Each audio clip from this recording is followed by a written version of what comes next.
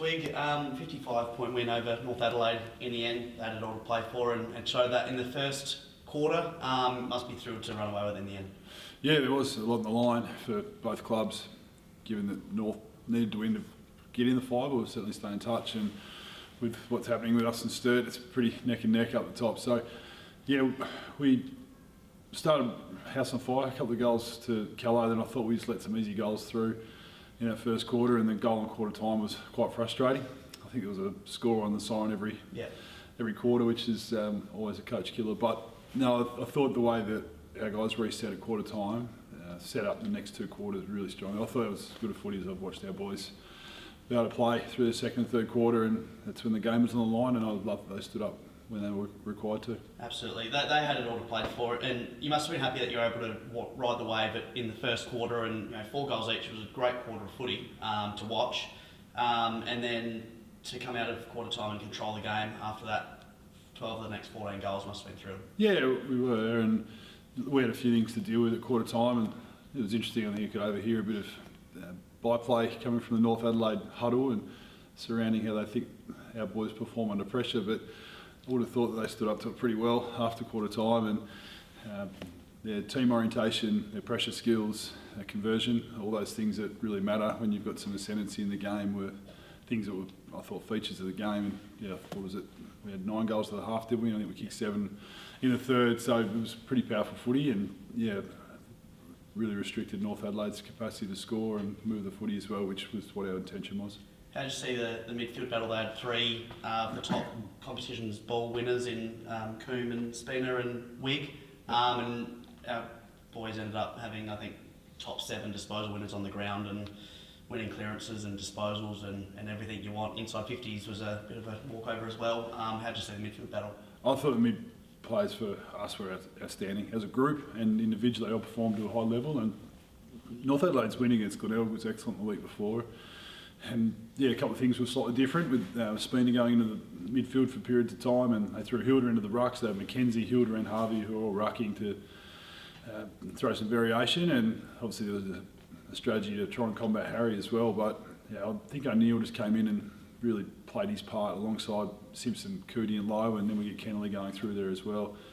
And Binders managed to step up in the ruck as a second ruck, and then we have Carroll and Creswell as wingers. So I thought the mids had a really strong game collectively, and their stoppage play, but their general play, contest as well as transition phase as well, Josh, has been something we've been pushing pretty hard on, and yeah, I was really pleased with them, and in particular for O'Neill to come in after 10 weeks, and we held him back 1 extra week to get him right, and he's a bit like a caged cat, but he looked like Mitch O'Neill out there. I think most of our people who watch us closely would have seen his impact straight away. Yeah, 24 and 2, he was fantastic, but I think everyone sort of walks a bit taller when he's out there. You know exactly what he's going to do. Yeah, well, he gets that recognition from his teammates, Josh, that how much adoration they have for the way he plays, and he loves being part of this group, and that's the thing I've been really proud of Mitch, to come in and really earn the trust of the group, how he trains and how he goes about his footy, and he couldn't suit our way of playing any better.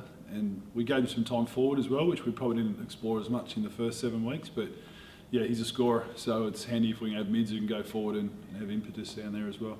Yeah, one that we mentioned last week was Jackson Callow, just for his selflessness, but to get rewarded 4 goals, and he was excellent, wasn't he? Jackson Callow is one of the best 3 players on the ground, and as a few of the players have said, that wasn't just because of the scoring impact, it's the way he's playing, and his contest is outstanding. He's crunching packs.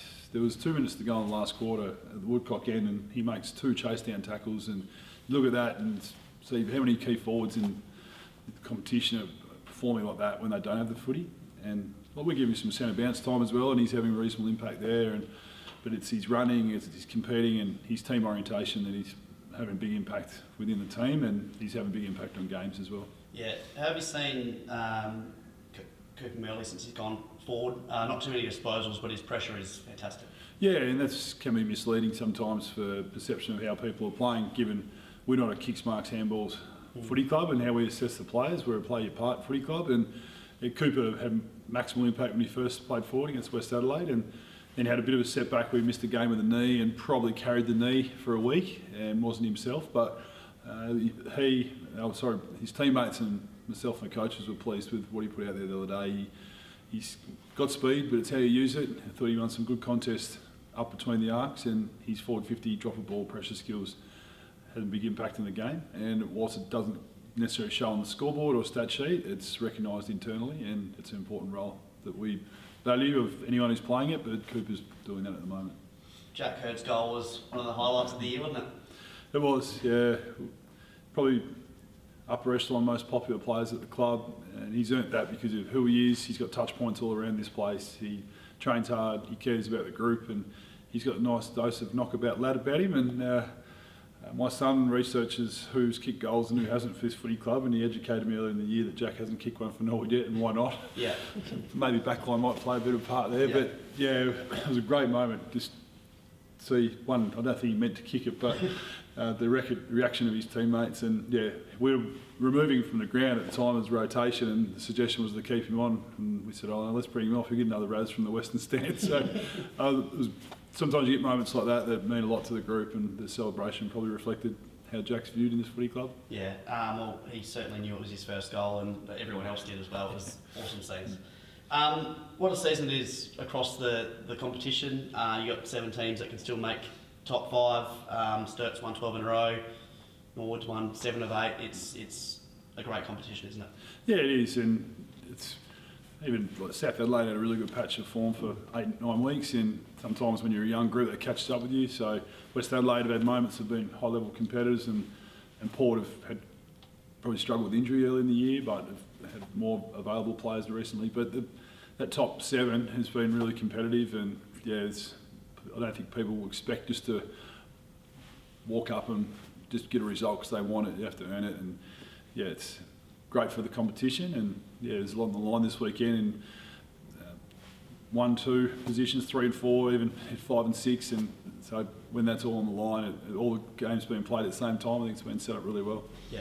It's going to be a very similar week this week to last week. You got Eagles who are also fighting for their spot in the top 5, just like North were last week. There's a lot riding on this game for you and Woodville. Yeah, and that's the challenge, is go right to the end for the qualifying period, and the best team will finish on top. And some people might be unlucky to finish and not be in the top 3, like Glenelg Centrals in the end have 1 point game against each other, and both their games were on the line. So, but in relation to ours, Woodville's been a tricky team for us over the years, and but I'm not too much into the history of what's happened in the past. It's just been something we haven't been able to accomplish, and yeah, we'll see where our team lands by the end of the week. But yeah, status quo for us in relation to our approach during the week.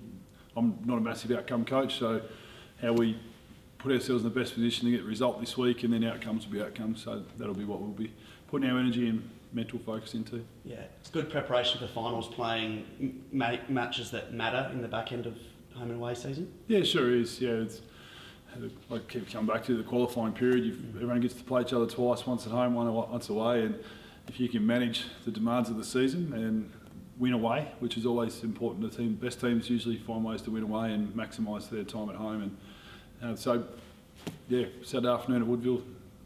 Can't really wait for the game because of just watching our guys play makes me and the coaches so happy. We love game day, and our reserves as well. We're really pleased with the growth of our reserves. And yeah, I've mentioned to you a couple of times, I'd like to think our people really enjoy watching our guys play. And yeah, so it's another opportunity to watch our guys play with a fair bit on the line.